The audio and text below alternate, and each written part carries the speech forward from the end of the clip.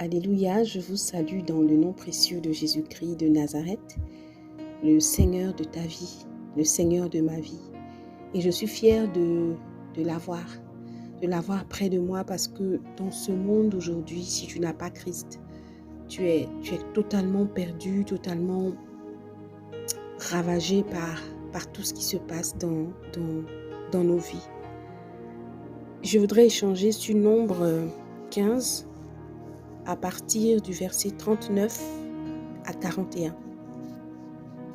Quand vous aurez cette frange, vous la regarderez, vous vous souviendrez de tous les commandements de l'Éternel et les mettrez en pratique, et vous ne suivrez pas les désirs de votre cœur et de vos yeux en vous laissant entraîner par eux à l'infidélité. Ainsi, vous vous souviendrez de mes commandements, vous les mettrez en pratique, et vous serez saints pour votre Dieu. Je suis l'Éternel, votre Dieu, qui vous ai fait sortir d'Égypte pour être votre Dieu. Je suis l'Éternel, votre Dieu. Amen.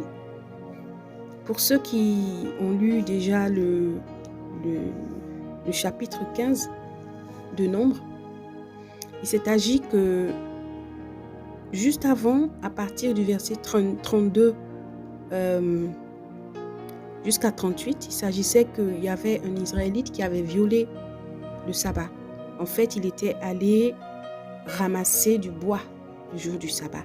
Et la sanction de l'Éternel fut qu'il fut lapidé par le peuple à l'extérieur du camp jusqu'à la mort. Et pour éviter ce genre de situation, parce que l'Éternel, il est un Dieu qui accomplit ce qu'il dit, il a des principes, il a des commandements, et quand on ne les respecte pas, on attire sa colère. Et quand on attire sa foudre, c'est ce qui se passe.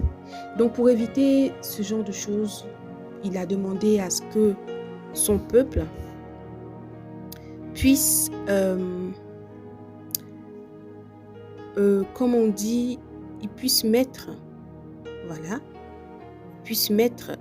au bord de leurs vêtements une frange et un cordon bleu sur cette frange qui borde tous leurs vêtements. Comme ça, lorsqu'ils vont voir la frange, ils vont savoir que l'Éternel n'aime pas que je pêche.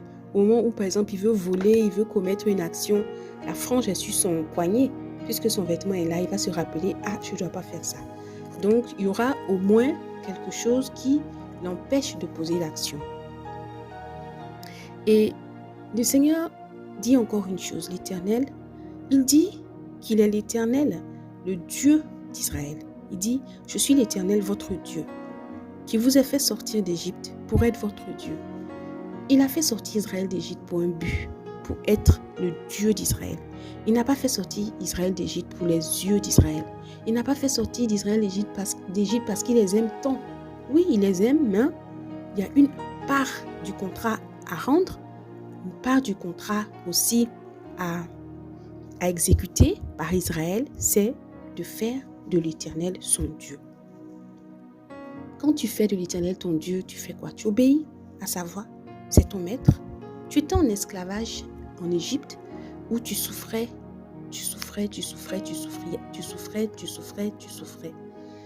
En esclavage où c'était difficile.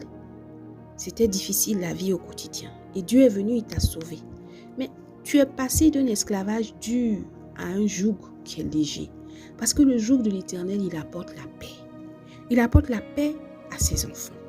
Et il dit, il est l'Éternel, votre Dieu.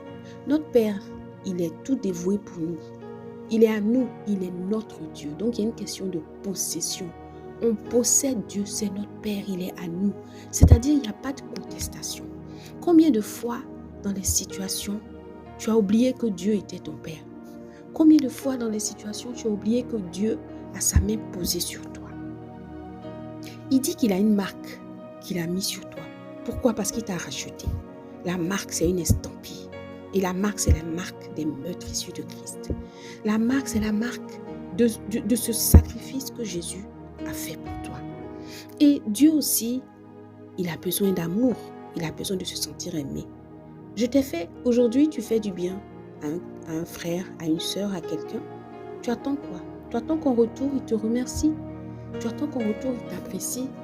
Quelque part, tu te dis, je lui ai fait du bien, il ne peut pas me haïr, ne peut que m'aimer. Donc, au travers de cette action-là, tu recherches de l'amour. Oui, de la même manière que tu attends de l'amour de ton mari, de tes enfants, des gens autour de toi, oui, Dieu aussi attend de l'amour. T'es-tu posé la question de savoir si Dieu aussi, il n'est pas un Dieu qui a besoin d'amour, puisque lui, il est amour, il a besoin de se sentir aimé. Ne soyons pas égoïstes en amour. Posons des actions d'amour pour notre Dieu. C'est quoi qui va montrer qu'on aime Dieu? Oui, il a besoin de se sentir aimé. Mais quand je désobéis à sa volonté, quand je suis indisciplinée, je ne l'aime pas. Et l'Éternel a besoin d'avoir ces marques d'amour. Alors, je voudrais examiner ma vie. Et je voudrais aussi que tu fasses de même. Quelles sont les marques d'amour que tu donnes à l'Éternel? Est-ce que l'Éternel a besoin de venir chercher cet amour, réclamer cet amour-là auprès de toi, ou tu le donnes de manière spontanée?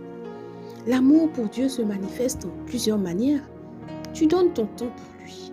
Tu donnes ton temps pour les personnes qui l'intéressent, comme les veuves, les orphelins, ceux qui sont démunis. Regarde ta vie. Je regarde la mienne aussi. Quelles sont les actions que je pose? Quelles sont les actions que tu poses qui peut dire à l'Éternel, oui, je l'ai fait sortir de la captivité pour être son Dieu.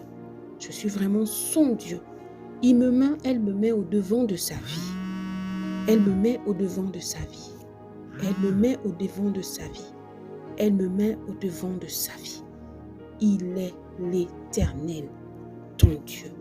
Alors mon frère, ma soeur, je t'en supplie, je nous en supplie, revois un peu les marques d'amour à l'Éternel. Dis-toi que Dieu aussi a besoin d'amour.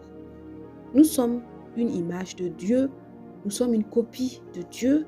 Donc, si nous, on a besoin d'amour, autant plus ce Dieu immortel, ce Dieu qui nous a fait sortir de la captivité, a besoin qu'on le prouve, qu'on l'aime. Sois béni, mon frère, sois béni, ma sœur, et manifeste ton amour pour le Christ tous les jours de ta vie.